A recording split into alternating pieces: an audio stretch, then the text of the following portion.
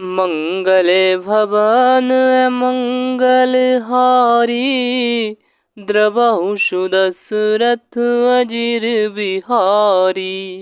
कौशिक कहा क्षमिय अपराधु, बाल दोष गुण गनहि न साधु। खरे कुठार में अकरुण को ही, आगे अपराधी गुरुद्रोही। विश्वामित्र जी ने कहा, अपराध क्षमा कीजिए। बालकों के दोष और गुण को साधु लोग नहीं गिनते। परशुराम जी बोले, तीखी धार का कुठार, मैं दया रहित और क्रोधी और यह गुरुद्रोही और अपराधी मेरे सामने।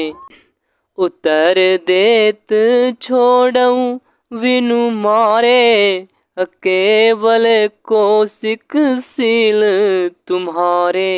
न तै एहि काटि कुठार कठोरे, गुरहि उरिन होते श्रम थोरे।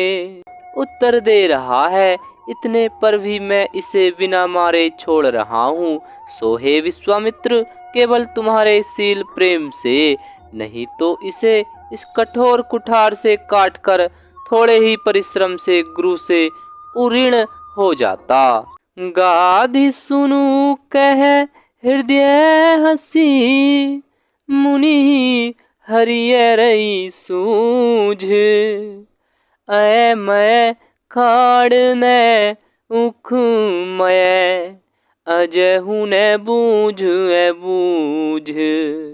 अजय हूँ न बूझ बूझ। विश्वामित्र जी ने हृदय में हंसकर कहा, मुनि को हरा ही हरा सूझ रहा है।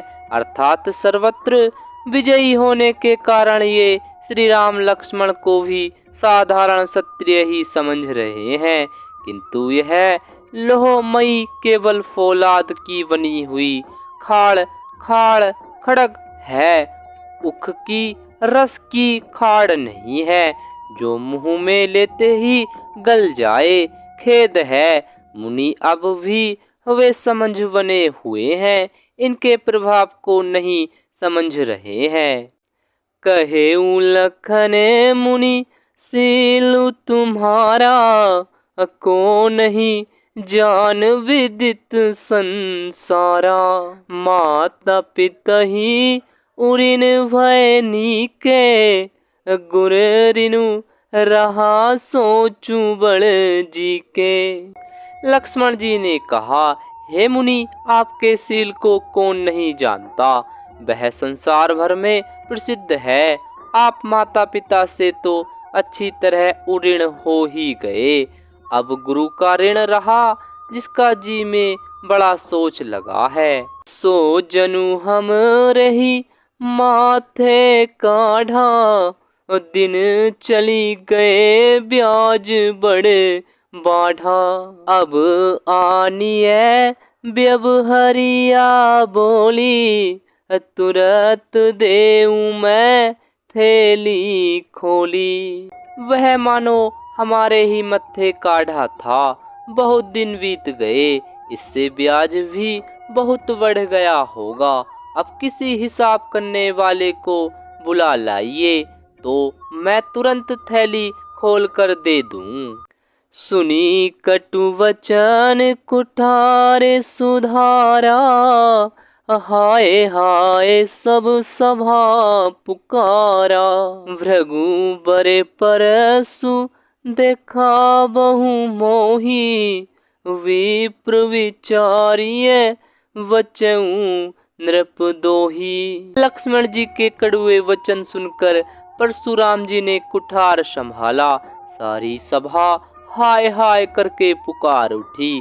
लक्ष्मण जी ने कहा, हे भृगु श्रेष्ठ, आप मुझे फरसा दिखा रहे हैं, पर हे राजाओं के शत्रु, मैं ब्राह्मण समझकर बचा रहा हूँ, तरह दे रहा हूँ। मिले न कबाहू सुभट रन गाढ़े, द्विज देवता घर ही के बाढ़े। अनुचित कही सब लोग पुकारे, रघुपति सह नहीं लखनऊ ने बारे। आपको कभी रणधीर बलवान वीर नहीं मिले हैं, हे ब्राह्मण देवता आप घर ही में बड़े हैं। यह सुनकर अनुचित है कहकर सब लोग पुकार उठे। तब श्री रघुनाथ जी ने इशारे से लक्ष्मण जी को रोक दिया। लखन उतरे आहुति सरिस, भृगुबर को पुकृशानु। बढ़त देखी जले समवचने, बोले रघुकुल भानु।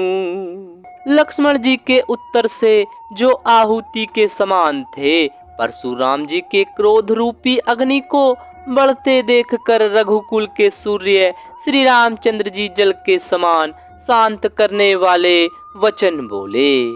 नाथ करहूँ बालक पर छोहूँ, सुध दूध मुख करियन कोहूँ। जो पे प्रभु प्रभाऊ कछु जाना, तो की बराबरी करत आना।